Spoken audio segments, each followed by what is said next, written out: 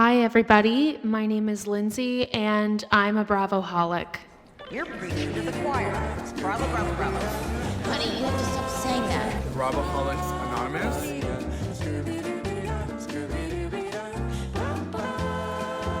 I'm Janet Evans, and I'm a Bravoholic.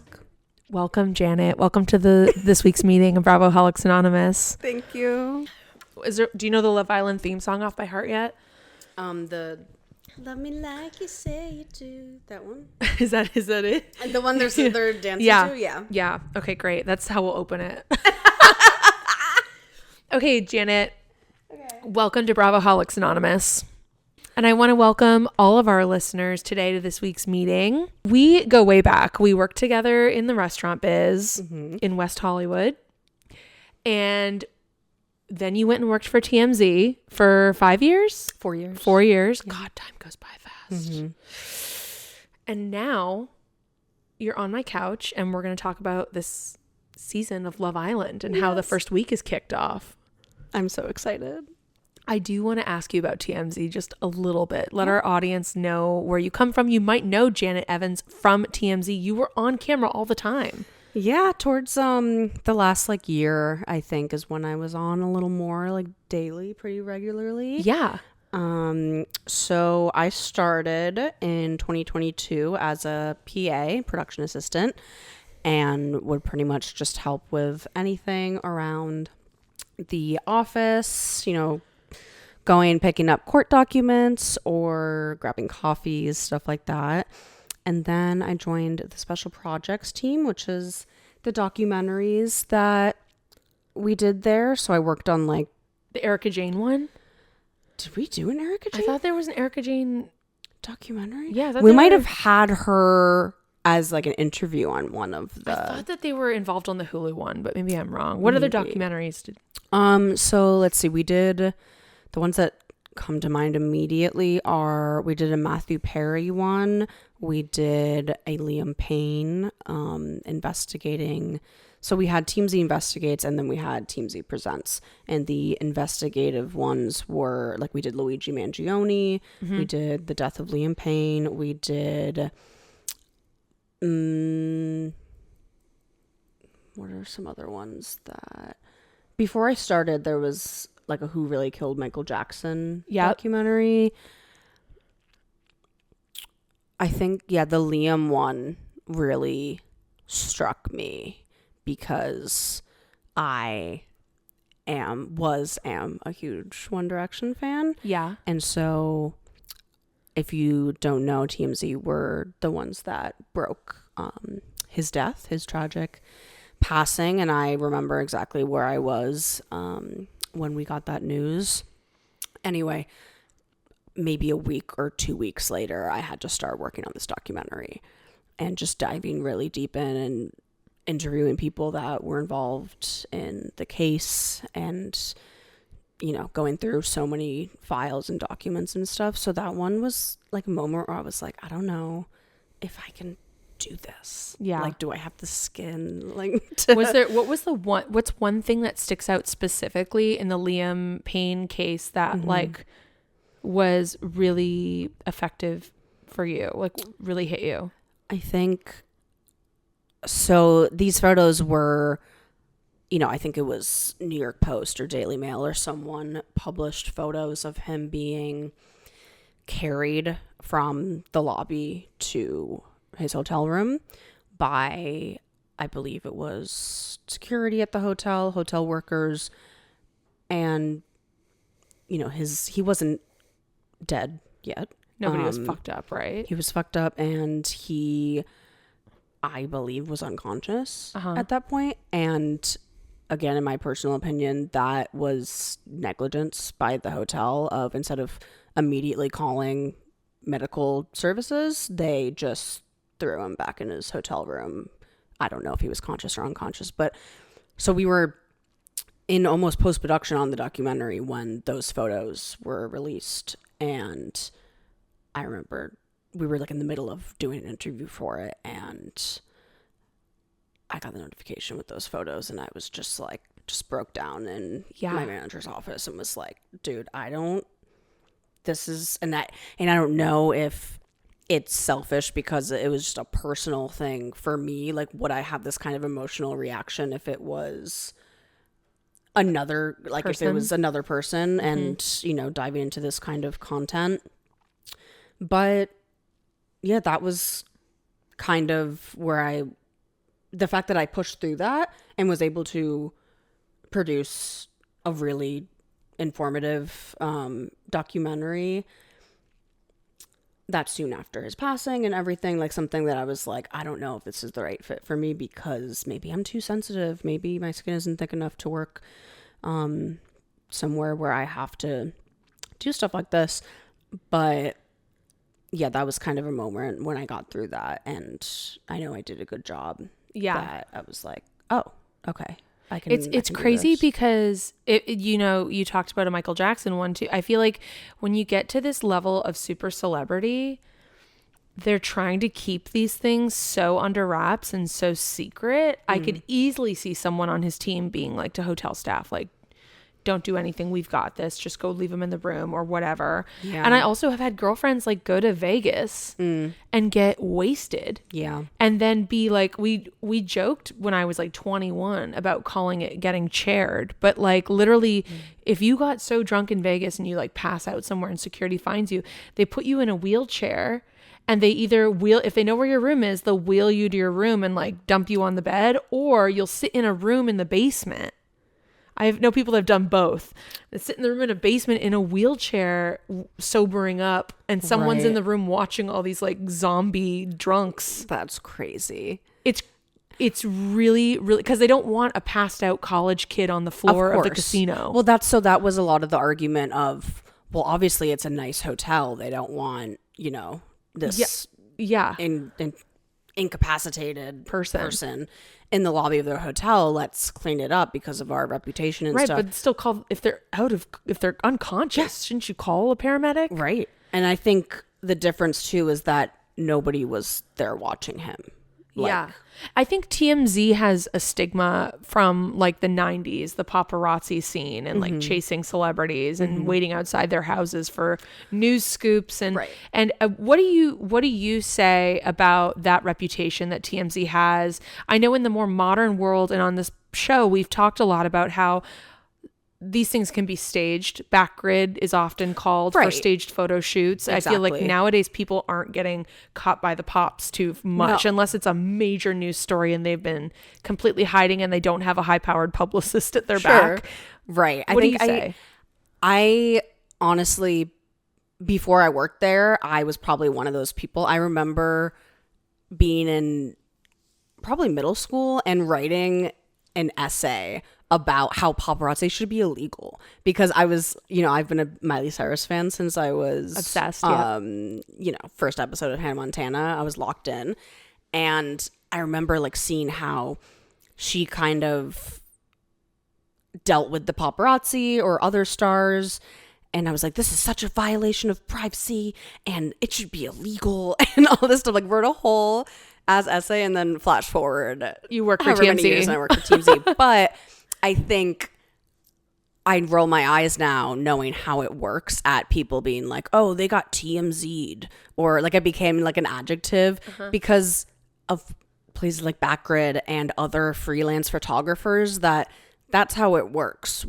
Our field producers, we only have like a handful or less of field producers, and like one person in New York and then like 2 or 3 people in LA, and they're mostly at the airport or like, you know, a popular restaurant just waiting for whoever they know people will be there, and then they'll get people Craig's. And get a little people at staking out Craig's or at LAX, and you know, depending on who it is, then you ask them about the latest news story or, you know, something about them personally that's going on.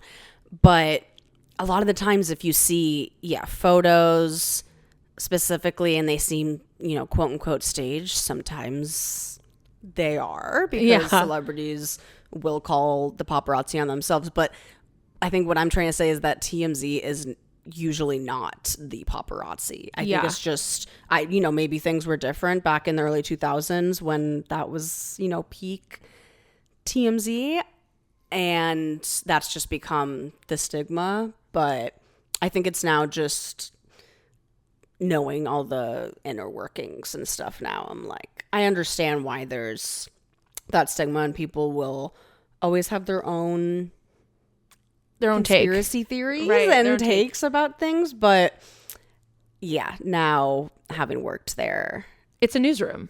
It's a newsroom and it's professional. Yeah. They have a lot. They used to have, they had the live show forever. Right. And now they're on TikTok live all the time. I'll open up my phone and they're almost always live on TikTok talking about something, which I think is like TMZ has really evolved with the times, the culture, and the technology. And I think that's like what's kept them on the map for sure and keeps them relevant culturally. Right. And it's been a tool used for all sorts of things. People's slander campaigns against someone else, like, because they're essentially calling the news and giving a lead, or having their publicist call the news and give a lead. Yeah. If you look at the whole Blake Lively case with Justin Baldoni, I feel like that was what they were trying to do the whole time. Not necessarily just TMZ, but like with the press. Right. No, of course. Control and spin the narrative the whole time. It was so interesting to watch. And that's the thing, like Harvey and Charles would talk about that on the live show and stuff, being like, yeah, we get calls from both of these people. It's all a game. Yeah. You know, they're pretty transparent about the way that they run this operation. And so after I worked in special projects, I got promoted to head of research on the news desk. So in special projects, I was not really in the middle of the newsroom. I was in a back office for a while, just locked in researching one singular topic for the documentaries. And then I was asked to be a leader on the news desk. And that is when my desk was literally in smack dab in the middle of everything. And they put me on the live stream most days. And I would go on the TMZ on TV and pitch stories. And that was really fun. But it was, you know, it was definitely a culture shock for me to go from like my little bubble of doing one thing, and then all of a sudden I have to be hyper aware of everything that's, you know, it's a new story every 5 minutes. Definitely. So, and like what's relevant and what are you going to pitch and what and what are you going to have to research more and what's going to fizzle out in the next 2 hours. Exactly. Yeah. That's so interesting. And it's such I mean, TMZ holds a special place in my heart because when my grandma was passing away, like it was something that my dad and my grandma would get together like every day after work. He'd drive over and they would watch TMZ together because she liked Judge Judy. She liked TMZ. My dad loves TMZ. Like my parents came to town. I sent them on the TMZ tour around LA. Yeah. Like it's always been around. It's such a staple of Hollywood. I think it's what makes Hollywood. Yeah. And it's like really exciting to have you in just to share some insight on what that experience is like working in that newsroom. It's really cool. I know you're not working for them anymore. So you're excited and moving onward into new things. And hopefully today's one of those first steps into that direction, talking about Love Island with me on Bravoholics Anonymous. So first I want to ask, what got you into reality television? Do you remember the first show that you were really hooked on when it comes to reality TV? I mean, if you count, you know, watching like American Idol with my mom growing up, that was probably the first reality TV show. We would, you know, be like Clay Aiken, Ruben Studdard, that first or second season. Yeah. Just getting on like the landline, and cell phones had just became a thing. Aging myself.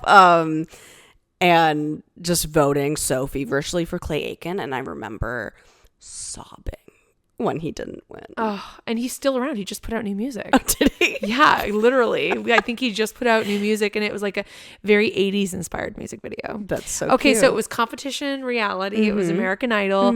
Where did you go from there? What are your top 3 favorite unscripted or reality TV shows? If you were like on, you know, had to save 3 from a burning building or something. Well, Love Island is my number one. You're obsessed. Sure. Do you count like Love Island US and Love Island UK as 2 separate entities? No, we can count them together. Okay. But so you like both. But you do want a disclaimer, you like both. I like both, and I am currently watching both simultaneously. It is a full-time job. Traders. Love Traitors. Because I love a game, and I love, people from different universes all coming together, and you see how they all coexist. And then what would be my third? Anything? Because I'm gonna be on, like, do you watch Housewives or Summer House or anything? Okay, so Summer House I need to watch, and so again, working. So I left TMZ about a month ago, so the Scamanda of it all. I have never seen an episode of Summer House, but now I know everything about all the drama, and same with Housewives and stuff, because again, I've never seen an episode, but we have to do stories about them all day, every day, and so now I know all the lore. You know the characters. I know the lore. Characters. I know the lore, and it's one of those things. It's not like, oh, I don't know if I'd be into that. It's probably the opposite, where I'm like, now I'm overwhelmed, and I've never seen Housewives, so where the fuck do I start? I will be your professional consultant. Okay. I will be your consultant, because I had a guest on last week for Bravoholics Book Club, our first ever edition of Bravoholics Book Club. We were reading Lisa Rinna's new book. So if you are a Bravoholic listening to this and you didn't hear that episode, you want to check it out next, because we did a great deep dive highlighting our favorite things in each chapter. But I started with Salt Lake City. And I told her that's like starting, like being a kid and having caviar and not having a McDonald's burger. Oh, got it. Like yeah. I think there's a foundation and a good direction to start with some of the shows where, because they were made so long ago, you want to get through those, because the either the production quality is old and dated, or the things they're talking about might be a little dated. Right. But like that foundation is so necessary to appreciate how good some of these Housewives and other Bravo and other reality shows have gotten. Totally. Even Traitors. Yeah. Traitors, if I was to write like a book, and I should probably just write a book at this point about like the timeline and lineage of reality TV and where it's gone. It's like this ensemble all-star cast of people that we know from across pop culture. Right. And that would have nothing without the Housewives' presence on that show, because the Housewives are very specific characters to be involved in a whodunit questioning game. I mean, Lisa last season, I cannot imagine. That whole reunion episode, everyone knocked it, but it would have been so boring without the two housewives, Candace and Lisa, sitting there on the couch, like stirring up drama. There would have been nothing. You can't just sit in kumbaya at a reunion. Right. And all the other people visiting, I feel, or all the other guests on the show just didn't know what to do with themselves. They wanted to, all be PC and show for camera. And that's just like not what those reunions are about. So they either have to dump the reunion or lean in to the conflict and controversy. Because that's where, in Housewives world, where you clean the slate. Like, we might have beef all season, Janet. Right. And we might have to have that scab scratched open a couple times, even if we apologize 2 episodes from now when we watch it back and then when we go to the reunion. But by the reunion, you're ready to clear the slate because you've just dwindled on it so much. Totally.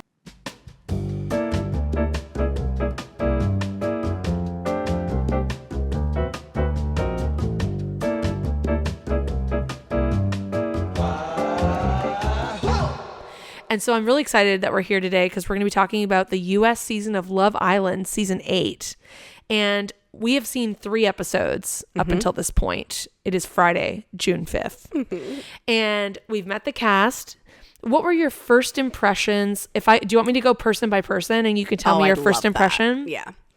What was your first impression of Anaya?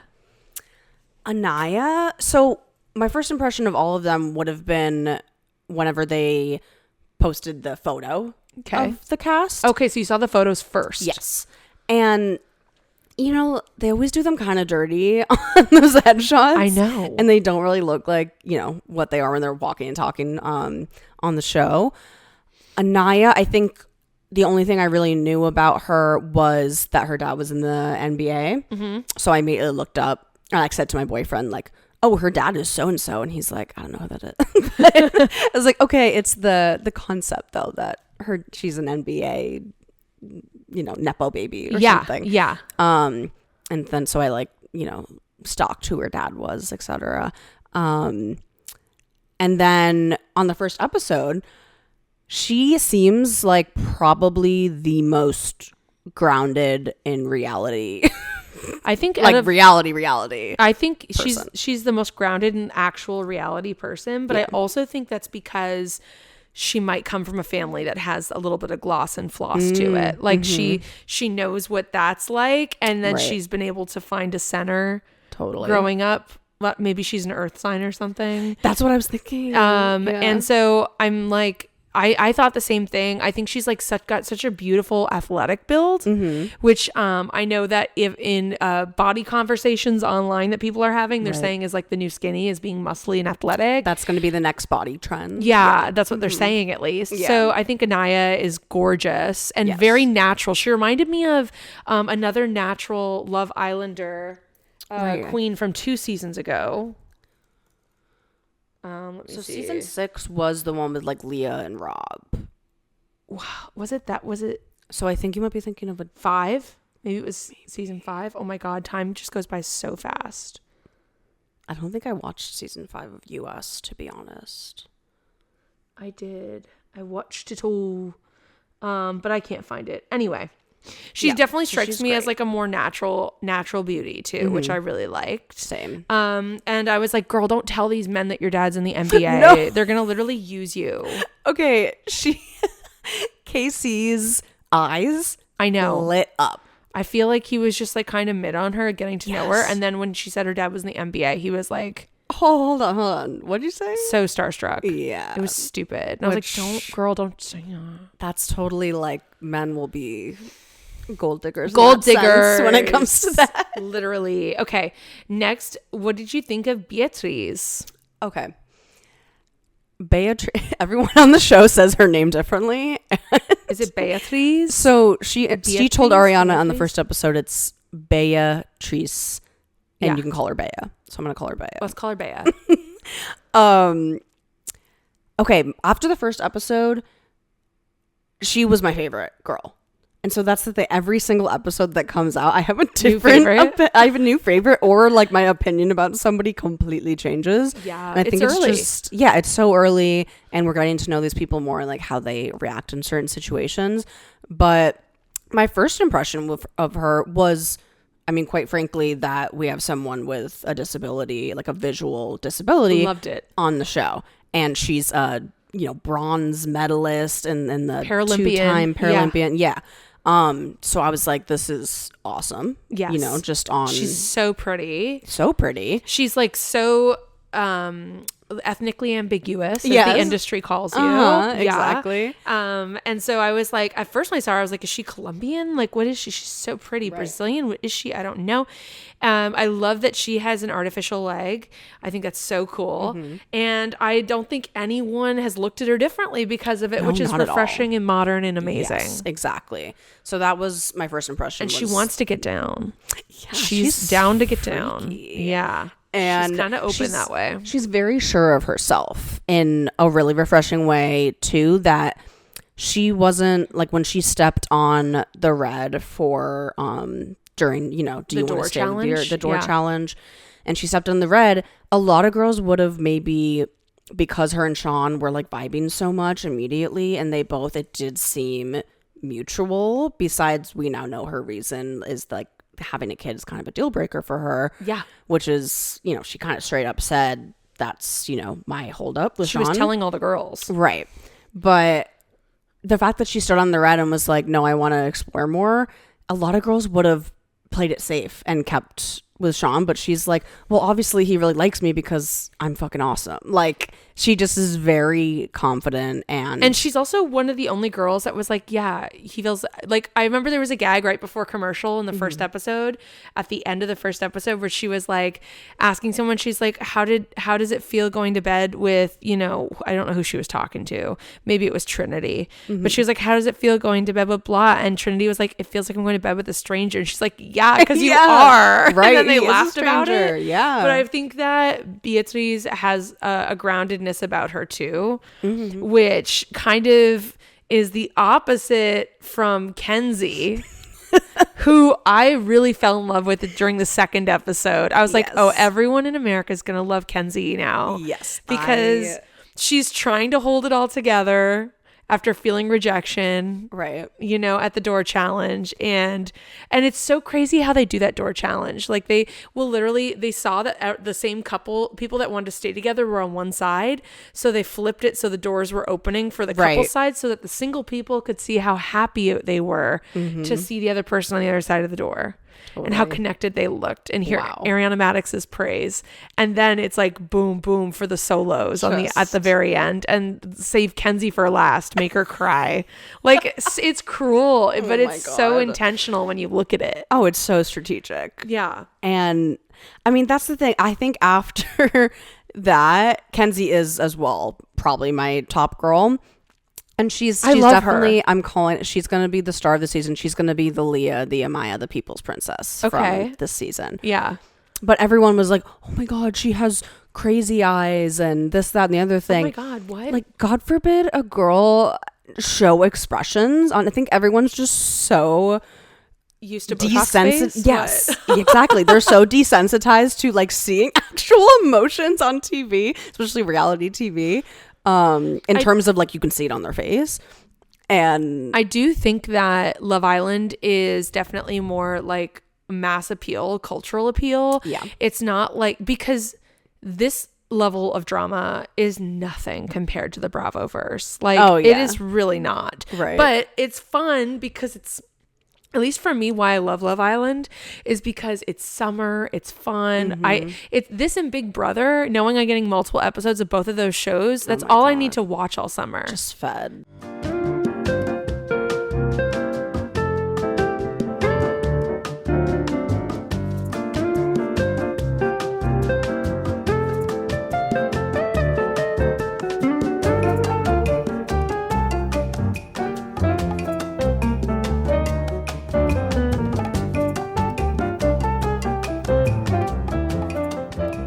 While we're talking today, we're drinking the new Love Island Poppy flavor.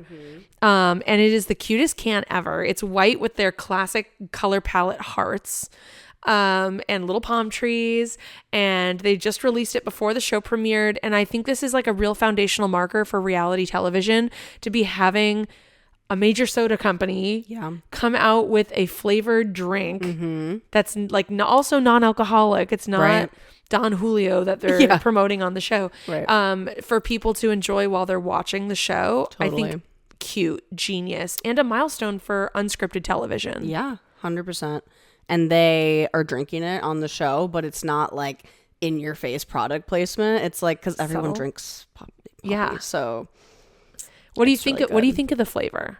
So I mixed. This is a little mixed. Yeah, the mix, I would argue, is better than it is. I mixed us a mocktail, like and I did half of the Poppy Island Punch and half of the Spindrift Tropical Punch. Really good. Which has real passion fruit and stuff in it. Oh, and also it's a little bit more like the Spindrift one is a little bit more soda, like just carbonation light, naturally, not natural flavors, but actually fruit flavored, subtly fruit juice. So I thought it cuts the Poppy fruit punch a little bit, because the Poppy one does feel a little sweet, a little bold in flavor. A lot of the Poppies do, for like a second, either the aftertaste or the first sip, I get a little bit of like medicine-y. But really, medicine, just a little bit, because it's rich in yes, flavor. Exactly. But then it's, I'll drink the whole thing. I guess it's supposed to be a soda and not a spritz too, so that's the difference between the two products. But I think it mixes really well. So if you want to make a mocktail at home and you're like, wait, this sounds like it's more up my alley, then just get both when you're at whatever grocery store you're going to, because I'm not going to promote anyone that's not buying ads on this show. Okay, let's go back to meeting the house guests, or what do we call them in this show? The Islanders. The Islanders. Yes. So next, Melanie. Let's talk about Melanie. She's so Polly Pocket cute. Yeah. I'm shocked that they're all not going for Melanie, because usually these men are like going after the tiniest little shorty, brunette, skinny little shorty ever, which gives me a little creepy kid vibes sometimes. Well, I think what's different about this season so far, just in the first 3 episodes, is a lot of them don't seem to have like Love Island etiquette in terms of, you're supposed to, just because you got coupled up with someone on the first night doesn't mean that you can't talk to other people. You're supposed to talk to everyone. Yeah. And I think for some reason, like the only person that in the first 3 episodes we've seen start to talk to somebody else that's not in their couple is Sincere. The only person that He's pulling for chats. Right, is pulling other people for chats that's not in his couple is Sincere. And that at the end of episode 3, we see how Melanie feels about that. But so that being said, I feel like since Sincere was coupled up with Melanie, none of the other guys feel like they can go talk to her when... So interesting. Yeah. Do you think that's because the first challenge was so physical? I think it was very strategic of the producers to do that. And although it, turned a lot of people off because we're already like oversaturated with the making out, it's a lot, that it was smart of the producers because I don't know, I don't know if it's just kissing, it's not having sex, right? But I'm not a scientist, but I think there some sort of pheromones or chemistry, oxytocin. There's, yeah, exactly. So even just from the first 5 minutes of making out with someone, you get somewhat emotionally connected. The making out did I was one of these people. I was turned off by this first challenge. Just like, because some of them were like, they're like, and share a kiss. It was way more than a kiss. Like, it was like, some of them was like a 5-minute make out with slurpy lip. And like grabbing each other's, pinning each other against walls and stuff. And it wasn't even like that level of challenge yet. Yeah. And I was surprised that none of the girls did something that we've seen in the past. Like, I know Olandria last season started with, asking for just a kiss on the cheek. Right. Like, Totally. and baby stepping into it. Everyone here seemed balls to the wall. Yeah. And I don't know if that was natural or if some of these people felt forced to do that in that challenge, which also kind of unethically feels weird to me. Because Trinity did say, like, she's like, I'm actually not, physical. After having to like make out with everybody, she was like, I actually don't, like, saliva kind of grosses me out. Yeah. And I was like, oh. And some of these people, like, when they kiss, it grosses me out. Like, the camera will be watching them kiss and they will literally be like licking each other. And I'm like, is it just because like your lips are so much bigger than my lips and I'm not used to like not knowing where lips go, and so this looks like you're just like eating their face?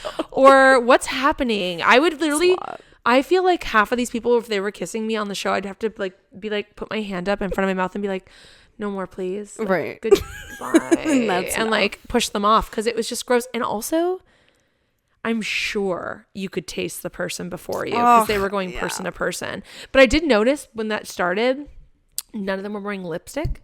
And so I knew something was going to happen because when they all came out one by one, I was looking at their fits, their makeup, their hair, everything. Right. And I noticed none of them had lips on. Wow. And that was probably because last year they had them do some of these challenges and they would be wearing lipstick and like concealer from other people when they'd go to kiss somebody. Oh, gross. And that's just, that's too much. It's literally too much.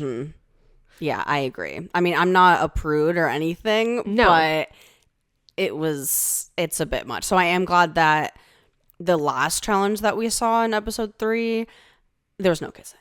I feel like we actually learned. Maybe by shocking them all though and putting them in that situation so early where they had no prep time, bonded them as a group though, because when we get to episode 3 and we see them go through the challenge where they're guessing the trivia for each person, there was a vibe that we didn't feel this early last season, right? Where I feel like, one, they were getting a lot of the answers right. They somehow knew. I don't know if it's because they all had bad poker faces or what, but also 2, they felt like they were all engaged in it and connected in a way that like you usually see later in the summer, which means this could really bring up the drama this summer. And I think we saw that because I'm not going to lie, I was a little underwhelmed in the first like episode or 2 because I think, again, it was like, where's the substance? Me too. You've barely shown them, again, having a real conversation to anybody, whether it's in their couples or nobody is, again, exploring and like, talking to this person, that person, and seeing who you actually vibe with. That I was kind of like, oh, what is this? I don't know. Well, and then when Sincere did pull the bombshell, what's her name? Kata. Kata, and they started talking, it was the shallowest Oh, yeah. conversation I've ever heard. And I want to see that. I want to see that, like, okay, Sincere pulled Kata, and Sincere has no game and has no ability to actually emotionally connect with Kata. Right. And I'm sure Melanie is going to feel that lack of connection from Sincere because I don't think he has much to talk about. No. Like there wasn't even the shallow Love Island conversation that all of them have where they're like, so am I your type? Right. Like, what do you usually type? go for? Am I your type? What do you What's usually your go last for? relationship? Yeah. Yeah, that's like so Love Island 101. Totally. And I feel like Sincere didn't even have that. It was No. weird. They ended up talking about his name because she had nothing to talk about. Ugh, yeah. And then by episode 3, it kind of felt like a lot of people were saying it felt like a episode 13, like almost getting towards the middle of the season episode, because how is Melanie she's acting like she's pregnant with his child. I know. And I know. She was really pissed. And like Kenzie I actually found it really funny. She's just refused to talk to not Charlie. Oh my God. Charlie's Charlie. brother? Yeah, Zach. She's refused to talk to Zach. I loved it. When I didn't even realize that you could refuse chats. Yes, you can. Love Island. Yes, you can. And Kenzie's like, no, I don't want to talk to you. She didn't even look at him. Actually- She's like, actually, I don't want to talk to you. No. Like hiding I'm her good. face while she's talking to, what's his name? Sean, yes. Well, so I think poor Melanie, but honestly not poor Melanie because Sincere just gives like child to me. He's such a child. I really hope that this is the problem with Love Island the last couple seasons that everyone's been criticizing them for too, is like, where are the men? Right. Why do they all feel so young and the girls are always fuckboyish? all like 10s. Perfects. And then the guys are like, they might be handsome, but then they're just like 2 years old. right. And Nobody's there's nothing the to whole sweep them off their package. feet. And I guess it is a greater statement about like what we're dealing with. In the first episode, they do this like sexual position game to like, I guess, break the ice. I was kind of surprised by it. It was like, well, first they did, are you a cat, dog, or plant person? That Then was so good. And then it becomes like doggy style missionary Right. and reverse cowgirl. right. And then this is the makeout. This is what we were talking about. Ariana Madix looks so good. I just love her brunette this season. I love Oh it. She's my like, this gosh. season I'm brunette. And I'm going to be hot as ever. No, she and her always looks abs and her so good. obliques. Did you see her in the black dress? When you see her abs and obliques, it's just like Insane. her boyfriend is totally a trainer. Like you don't get a body like that. Wait, is that who she's I don't She's dating that guy that she got with right after Sandoval. Wait, is it The trainer. Asian guy? Yeah. Oh, Wait, I let's remember get seeing his- that a while Let's ago. get his name. Right.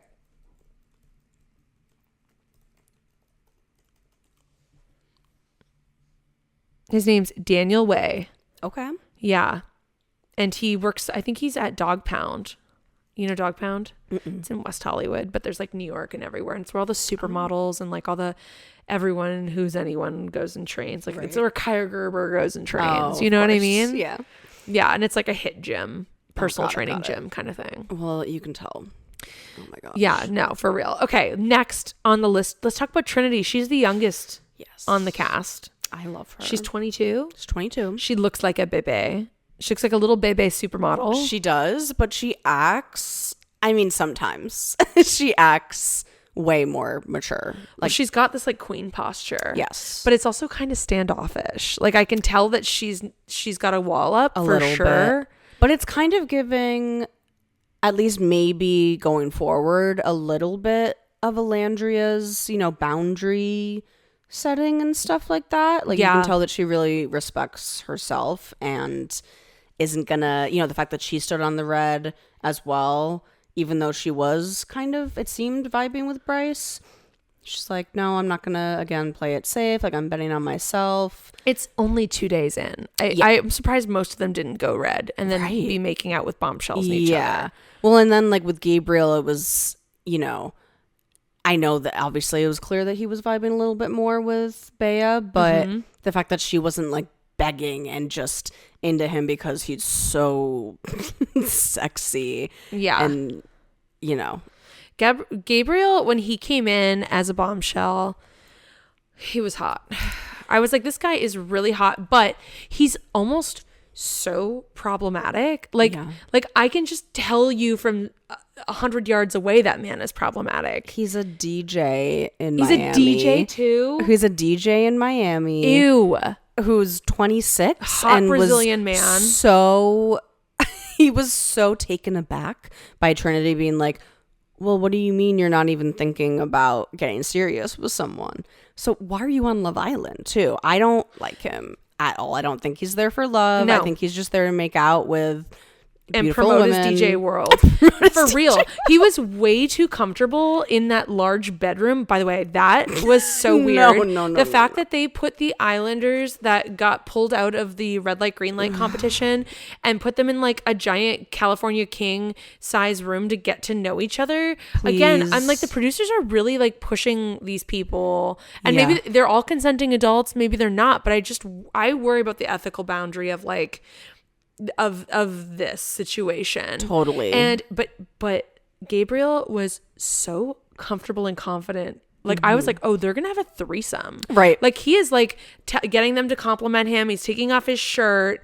I'm surprised he split them up and just didn't like try to get them to have a threesome, or they cut that part, because it was way too smooth and way too done a million times before, to be honest. Yeah. Please don't ever do that again. Love Island producers, the 3-person bed. And what on the opposite end, right? I feel like, what's our new girl's name? Kata, and the two guys, Bryce and Zach, that were in there with her. Those three were really comfortable. Like I think Bryce, being a model, has been in these group situations before. Oh, totally. Because he seemed totally chill with their connection and him being there, and then him teasing that he's going to come back into the mix. And like, I don't think Zach was that comfortable, but I think Bryce was that comfortable. Right. And he's definitely giving Nick vibes from last season. A little bit, yeah. I mean, or they tried that. They're trying for that. Right, they're pushing that. So Zach and Bryce definitely have already a bromance going on. So I think that was partially why he felt comfortable. But I was, and I don't know if I was like deeping it in my head, but obviously Bryce didn't like push it or anything. But the moment where he leans over and is like, oh, well, what about me? Like expecting her to now start making out with him too, and they're gonna have like a challengers moment, was so uncomfortable as a woman to watch. Even again, if she wasn't uncomfortable and it was fine, he just rolled over. I feel like a lot of women have maybe been in a situation where a guy has been a little "where's my hug," and like, you know, if you're trapped in a bed with this person, it's very okay. And hearing you say that, yeah, I agree. Yeah. But in the moment when I watched it, I was like, oh my God, they're literally going to all hook up right now. And I was into it. Yeah. I was like, oh my God, yeah. Like him, at least him giving the opportunity. And then when she rejected him and moved into Spoon with Zach, he took literally the shot. Yeah. Was Bryce on the other side of the bed. Exactly. That was totally cool. I think like the moment the try was there, the rejection came in and he handled it well. But I still think the whole 3-person in a bed scenario is very strange to put them in from the beginning. Totally. And this could be a very top model documentary in 10 years type of thing that we're looking at. I'm just going to say. I mean. But I'm still here to watch it and love watching it. Sorry. Not sorry. Yeah. Okay. Next. Who is Vasana? Was she cut from the show? Yeah. Because why is her head showing up on my cheat sheet? And I don't know who the hell she is on the show. Vasana was one of the ones that was announced on the, just the photos, the grid post of them. And she was going to be one of the girls. And actually, Gabriel was going to be one of the OG boys. Okay. And so it's going to be your standard 6 girls, 6 boys. And she was kicked off before it started, maybe like 2 or 3 nights before the premiere, because, again, I'm sure that the producers did their extra due diligence and checking these people's digital footprint and background after what happened with Sierra and Yulissa last season. Right. They don't want another repeat of that. They're going to make sure that They're they don't researching have the hell out of it. Yeah. Yeah. So I think what happened was, I'm sure that they did do their due diligence with her, but then once it was announced, the cast was announced and they're all cleared, somebody that kind of oddly is holding on to this probably 15-year-old video of her. There's 2 videos. They were like, seemed like Snapchat videos. One, she is singing along to a song and saying the N-word multiple times. And then the other clip, I think she was just speaking and saying it to her friend. Okay. I don't know. Again, it was like... and someone had these videos. Someone had her. these videos They saved them and- and sat back and waited because they hated her enough. Exactly. Where they were, well, she must have done some shit. Yeah, they hated her enough that they're like, wait. in case she's ever, in the Tries public anything, eye. I'm going to ruin her life. And they did. And they did. So she's not here. She's not here. And then so to make it even, because it wouldn't have worked to bring in 6 guys and 5 girls, they then just did 5 and 5 and brought Gabriel in as a bombshell. That makes sense. Yeah. He's bombshell material. He's more than OG material, to be real. Yeah, totally. Okay.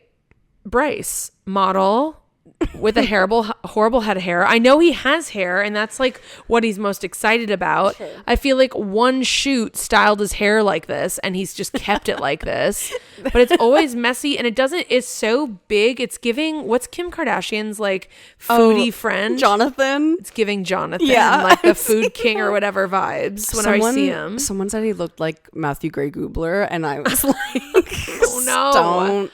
It's giving that though, and it's like never brushed. It's always messy, and I could be down for it to be like the cool surfer look, but it's just the way it's cut. Well, that's it needs to be fucking cut. He confuses me, like his vibe, because he's giving Bi King. He's giving Bi King for sure. He's from Hawaii. He said he grew up in Vegas and now lives in LA. So I think he's from Vegas, so that makes a little. Yeah, that tells us a lot. And like when he introduced himself to people when they all came in, he like gave the hang loose sign and all this stuff, but his actual personality and energy doesn't give surfer boy, but I feel like he's trying to give it with like his hair and like certain things he says, but that's not like it's his typecast. Yeah, because he's like, oh, I'm from Hawaii and whatever. But anyway, I think he's sweet in the beginning. Like he seemed very nervous on episode 1, and I was like, oh, this is kind of cute. And then again, I think with the him, Kata, and Zach situation, even when he was then the next morning on a date with Kata, and they were playing, cornhole or whatever, and he was like, well, if you get it in or you don't, you have to kiss me. And she was like, okay. And I was like, again, been in a situation where I'm on a date and they like, this is their idea, their opportunity, of being flirty. And it's just, how do I say no? And I'm not projecting that onto her. No, but it's such a female experience. Yeah. And it's like, I know that they've probably seen a movie from the 90s where like that worked. Right. But I just think that like the actual cute, charming, sexy thing to do is to not make it that. Yeah. And to make it something that sounds like you're going to say it. And then it's something totally PG. Exactly. So we'll see as it goes on. But for right now, my ick / like my walls are up right now. Yeah. In terms of Bryce. Yeah. I hope, I have a feeling that maybe he'll like drop the facade and the person he thinks he has to be, and we'll get this authentic person, and it could be really interesting and good. I hope so, yeah. Because the cast is feeling really grounded to start, which is great. And I think it's a good core to be bringing bombshells into. Yes. Because like shake up. most of these people have like they're beautiful. They're hot, but they all have really naturally grounded looks. I don't see anyone on here with giant fake tits yet. No. I don't see anyone with the Miami tan yet. You know what I mean? Like a spray tan. The crazy there's only one blonde girl on here with extensions. Yeah. The rest are all kind of rocking natural hair. Maybe not. And she's not even a natural blonde. Trinity. See, you know what I mean? Yeah. Like, so it's feeling really natural, and it's something we can connect with. And so if they get nice and tight and then they bring in these hottie Hoddersons. Right. maybe that's going to amp up the drama more. Maybe there's something that Love Island's figured out that they're doing this season that's going to really, I'm holding out hope. Because Agreed. I was the same way as you. The first 2 episodes, I was kind of unimpressed. Yeah. I was like, I'm not going to root for these people. I'm not going to root for Right. this weird goateed cop. Let's talk about him, Sean, with the kid. And it's Sean. it's great because he sounds like he could be male Huda. I was hoping so, and then the way that he was pissed, right? That Bea stood on the red and went with Gabriel. Right. And then Everyone feels rejection. right. When they had their conversation on the dock and she kind of explained how she saw it, and some people are saying she's like gaslight final boss, like, you know, and he was kind of like, oh, well, I never really thought about it like that, and now that you explain it like that, I totally see where you're coming from. When he responded that way and changed didn't your pop impression? off, Yeah. I was like, oh, he's like maybe emotionally intelligent and mature. And not to say like, oh, I like him because of this. I'm just saying it was kind of disappointing because I was hoping that he was going to crash out. I mean, And yeah. he kind of like unexpectedly from a man was like, oh, I understand the viewpoint you're coming from. But with Sean, Unexpected. yeah, unexpected. But with Sean to come in and be so openly, I'm a cop. I Have a kid. have a kid. So It's like the first sentence he said. I'm a cop. I was in a relationship for 10 years and then got out of that relationship and started serial dating. Got one of them pregnant. And now I'm here on Love Island. Like, who wants me? He's an oversharer. He's such an oversharing person. It's crazy. Just one of those things would have, you're making it hard for yourself. But all combined, I'm like, oh, he's really, again, betting on himself that he's the prize. Yeah, and being so transparent with his baggage. Yeah. It's at least on one hand, it's encouraging because it's like he's not someone who studied reality TV and is coming Right. in just to be famous. Totally. And it's also encouraging that he's being honest, but it just feels like it conflicts with this emotional maturity thing that you said you saw when Yeah. Bea came and talked to him about it, because Right. then he's also like in the first competition at the doors, like kind of just telling everyone that he's a dad right off the jump. And I get being proud of it and saying it. Right. But I also think it was like that paired with the cop, paired with the relationship history. Yes. Was And a I lot. do think, you know, casting a father who has a son in contrast to casting a mother last season who had a daughter, Yeah. it kind of evens the playing field. It was I nice like it. in theory, but I do like how he was, instead of, again, with Huda, she kept this secret and only told the person that she was getting to know after they'd already formed a quick bond. And then he has to decide, If he's into that. Exactly. Now, from the jump, anyone can, but again, this is why Bea kind of, I really liked her and then she kind of loses me and then I like her again, is so she knew that information up front and then was like, oh, but that's a deal breaker for me. Like, I would never date someone with kids. I understand, because like I have been in this position before where I didn't know.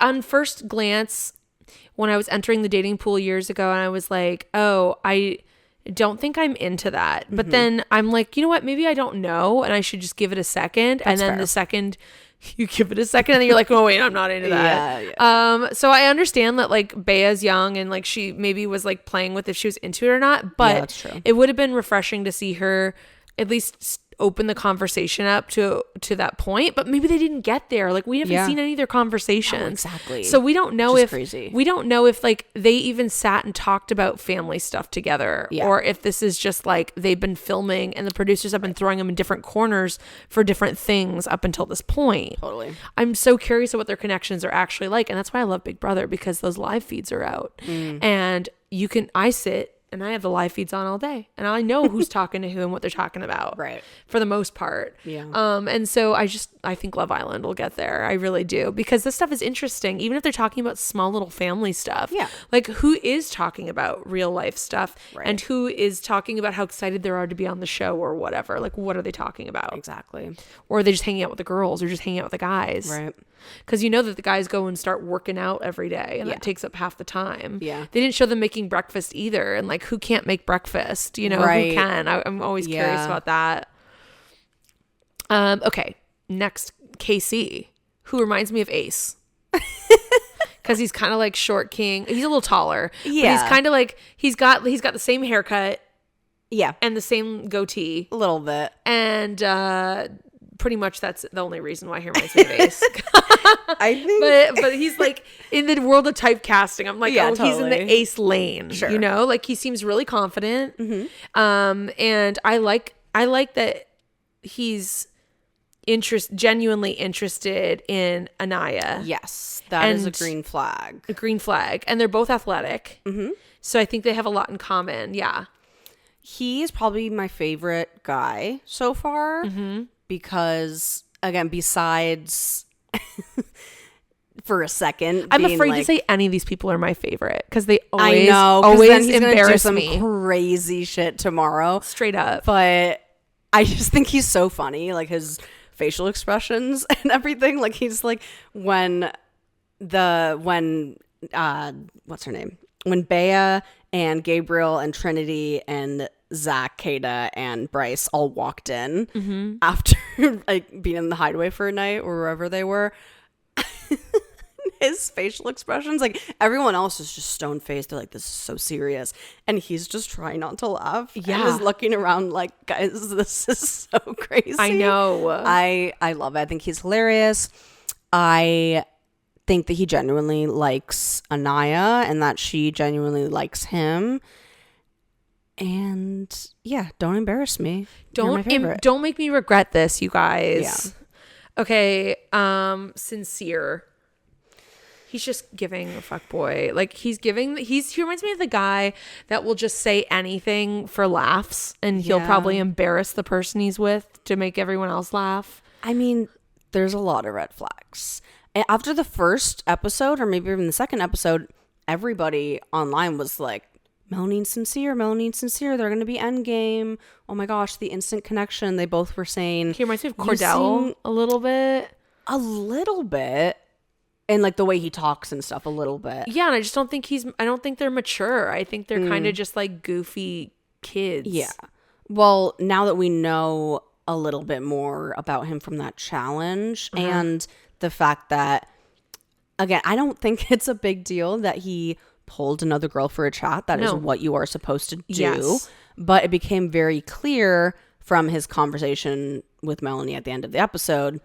Again, that was his first time talking to her about it all day, is that they didn't have the least that Love Island etiquette is you're supposed to talk with your partner about, and again, it's kind of a given maybe on day 2 that you are open, Right. but usually they show them talking about every little thing, communication. Like Janet, I'm going to be pulling Right. Sincere for a chat today. Exactly. And I just am excited to get to know her, but I won't cross any boundaries, or what are the boundaries? Kind Exactly. of feeling it out a little bit. Exactly. They Yeah. didn't have that, or at least they didn't show it. And then, so they seemed like the strongest couple, and then him to just pull the new bombshell to talk about what? Well, I think he was genuinely interested in her. Yeah. And she's out of his league. Of course. And he couldn't hold a conversation with her. No.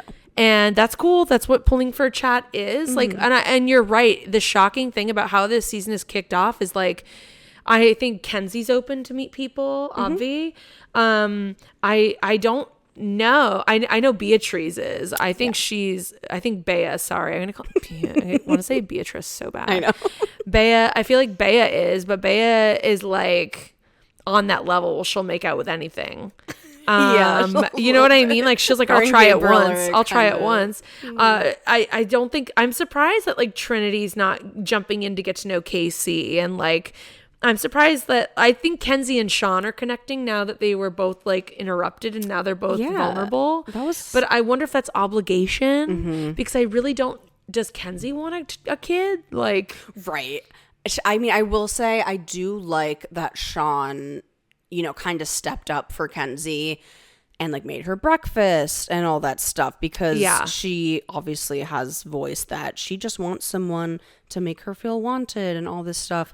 But then the obligatory kiss after, so Gabriel came up and gave Bea breakfast and they kissed afterwards.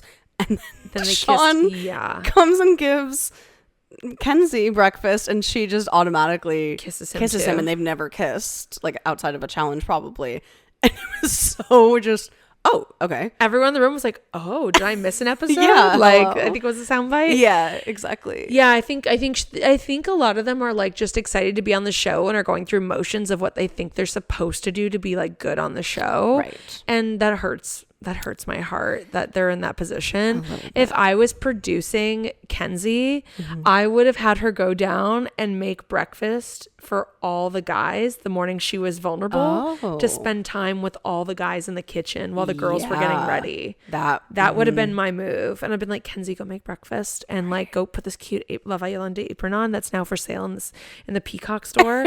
And like go and then get to know all the guys on a different level. And this could be instead of who you want to pull chat today instead of waiting for Sean to come bring it up. Like, I don't know. No, I agree. That would have been ick. I don't want my girl Kenzie with Sean, frankly. No. I think that there'll be other single parents that come in this season. I'm predicting that I think there'll be other single parent bombshells that come in in the earlier half if Sean stays on the show. Yeah, I didn't even think about that. I just think there's more and more people these days that have kids or get married young and then are now divorcing. Totally. That it's just going to become more and more prevalent every season. Yeah. But I like that they started off with a male that has a son. I think that's cool. I think it's interesting they didn't really show pictures of his son on the show. They didn't show pictures of them like together. Right. I was like, well, what's his son? Like, you know what I mean? Like, you know what I saw actually like last night? What? And don't quote me on this because I did not verify the reporting. But allegedly, I think it was the son that reported this. He's in like a custody battle with the kid. Oh. So maybe there's some legal stuff going on that like would make sense. You can't show my kid on. Yeah. But that kind of adds to his baggage a little bit. If you're in an active custody battle, it's absolutely. A little, do I want to get myself involved? No. With this? No. Yeah. No, and also like no. No, thank you, Sean. Okay, let's talk about Zach. Zach is a relative of Charlie, who was on a previous season of Love Island. Right. They're from the UK, but he's Greek. They are and Greek he was Cypriot, also raised somewhere else too. He said their mom is Australian. That's it. And their dad is Greek Cypriot. So what do you think? I cannot. Immediately when, I just saw the pictures of everyone and they all came in, I was like, oh, he's the one I would go for if I was single and on Love Island. He's cute. I love the accent. He seems normal, all that. Now I can't really get a read on him in terms of, does he have much of a personality? I think he didn't do anything wrong in terms of the Kenzie situation. He straight up told her, I've never dated a blonde. You're not exactly my type. Again, she's not a real blonde, but she currently is. Yes, she currently is. And I don't know. I don't think, he was giving fuckboy or anything like that. I think Kate is exactly what he says that he wanted. So that's good. I'm very, very, he's the one that I'm side-eyeing a little bit. Just like it's a gut feeling. I feel like that he's going to do some crazy shit. Yeah. Oh my God. And I did like Charlie. He's watched his brother on the show. He's very familiar with how it works. Yes. He seems shy. Seems a little shy. I wonder if I don't know if he has the confidence or arrogance to, I think he's more the type that's going to be like more of a snake and moving silently and like, yes, and exactly. doing things that are going to hurt And people that's that what's way scary. versus being like loud and egotistical or anything like that. Exactly. I think it's really interesting that Trinity and Bryce kind of just came back together again after they went and explored. And I think that might have a weird bonding effect on them, where maybe an alliance forms where they end up knowing that we've seen this on seasons and even UK in the past, where it's almost like a couple's alliance. Like we'll meet new bombshells and people that come in, but like at the end of the day, we'll keep each other on the show as a couple, totally. and unless someone really blows our socks off. Exactly. So I think that they're going to be the first couple that we see in an alliance in that way. I totally agree. They're giving Friends. It's very much that. It's that. Yeah. I'm also thinking that the first two couples that could be in jeopardy of producers bringing in bombshells targeted towards like what their normal interests are to try to break up the couples are now obviously going to be Melanie and Sincere for the first bombshell release. Yeah. And maybe then for the second, because we'll be like 2 weeks, 3 weeks in, Anaya and Casey. I could see them being like, what's Casey's type? Let's throw some of those girls in there. Yeah, which I'm sad. They but always that's do it. They always do definitely- it. Yeah. I know. She's so cute. Look at her right now. She's on TV right now and they're smiling and giggling with each other. I just don't think when he looks at her, though, Casey looking at Anaya, I think he is interested in her, but I don't think he's like, he's not a dog in the race for her. Yeah. Well, also, we never got to see, I think it was the girl's choice, right? Of whose door do you want to stand behind to couple up. And she didn't choose him. Nobody chose him, which was a little shocking. Right. But so she didn't choose him either. So, but I do think she's into him now. She's also voiced that she wants to talk to Sean, and Sean has said he wants to talk to Anaya. So I don't know if anything's gonna blossom there. Interesting. Yeah, that would be. I mean, it would be really interesting because if Sean brings that grounded, semi-emotionally mature self to a conversation with Anaya, that could be appealing to her. Yeah, off the I jump. agree. I'm sure Anaya is very family centric and works for nonprofits, so maybe she's okay with dating people that have children. Maybe. But I just think with these shows, these fuckboys love to chase a little bit and feel like they got a prize of some kind. Yeah. And the way Casey and Anaya are aligned, while I think on paper they're a great match, and if they got to know each other, they'd be a great match. I don't know if he's chased the bone long enough to feel like he's gotten the most out of the experience on Love Island. It's week 1 and he's already paired with a girl that's a great match for him. Yeah. He's probably going to fuck it up. 100%. They're all going to fuck it up. Yeah. Who do you think is going to be on the show at the end of the season?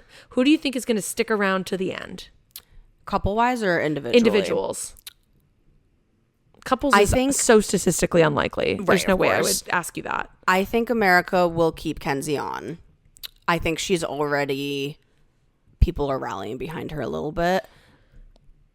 If Trinity gives us a little more personality yes. or gives us some bite, I could see America wanting to keep her around too because she is so Elandria coded. Exactly. I agree.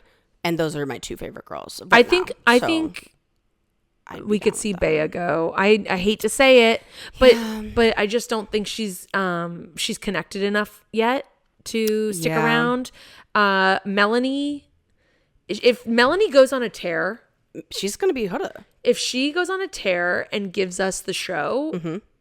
America will want to keep her around. 1000%. If she gets quiet and passive aggressive, Right. she'll go. It's annoying. Yeah. Anaya's the same way. Mm-hmm. If Anaya gives us the arc when Casey inevitably Right. leaves with a bombshell, then America will keep her. Yes. I think they're going to keep Bryce till the end. I think he'll be a Really? Rob. I think he'll be a Rob Roush floater all the way to the end. Really? Yeah, I do.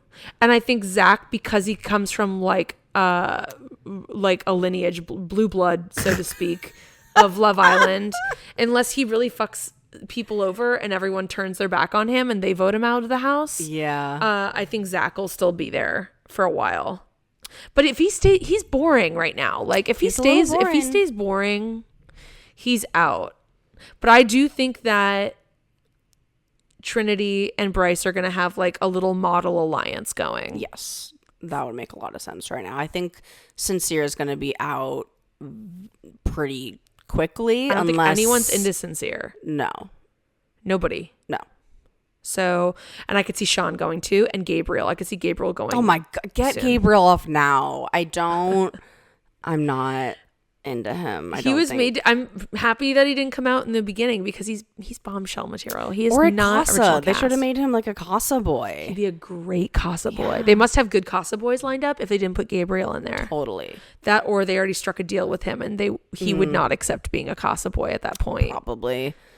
Or he should go on like Temptation Island or Too Hot to Handle or something. He'd be great on Too Hot to Handle. Yeah. He's giving Sex Addict, so he'd be great at it. Exactly. Yeah, and Bea could go on there too. Yeah. Yeah. Well, this has been a really good conversation. Any other predictions for the rest of the season besides smoking hot looks on Ariana Madix? I mean, I hate to say it, and I do not want this.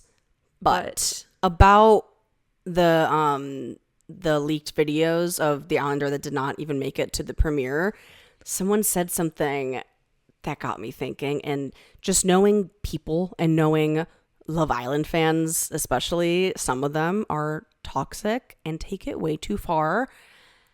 Someone was like, well, why wouldn't this person that had these problematic videos of her wait until she starts making connections and then it ends up like Sierra and you really get her? I have a feeling maybe someone has something out there of one of the other Islanders and they're doing exactly that, strategically waiting until they're like happy, because that's what happened with Sierra. They waited until her and Nick were good. They were progressing. Yes. She was his dream girl. And then she gets kicked off the show. Yeah. So I do not want this because we don't want another repeat of last season, honestly. No, I know. And there's already rumors because Sean came out and said he's a cop that everyone's like, oh, he's MAGA. Yes, exactly. But I don't think people's political stances should really impact their presence on a dating show. No. I think it is more interesting to watch them go through the motions of who's into it and who's not into it. Mm-hmm. I think that's way more valuable. Right. But I could see that happening. That's probably why they didn't want to risk it with this girl. That, or the videos were just like the person who was doing it wasn't a pro and didn't know to wait. Right. No, exactly. And didn't know to make it more valuable. They just instinctively they just were like, blew their load too quickly with exactly. it. They're like, oh, I'm going to sell them. Now's the time. Yeah. I've been holding on to these videos since high school. Right. Dude. Crazy. Dude. Well, you never know, I guess. Well, you guys, Bravoholics, I want to thank you for attending this week's meeting. And I want to thank Janet for coming in and sharing about TMZ and talking all things Love Island. Thanks for having me. Hopefully you'll come back again and talk Love Island again soon this season. I will be here all summer. Yes. Yes. Okay, amazing. So stay tuned. Find us on TikTok, on Instagram. Tell us what you're thinking of the show as it's going along. And we will see you at next week's meeting. As always, keep your champagne cold and your taglines iconic. See you next week.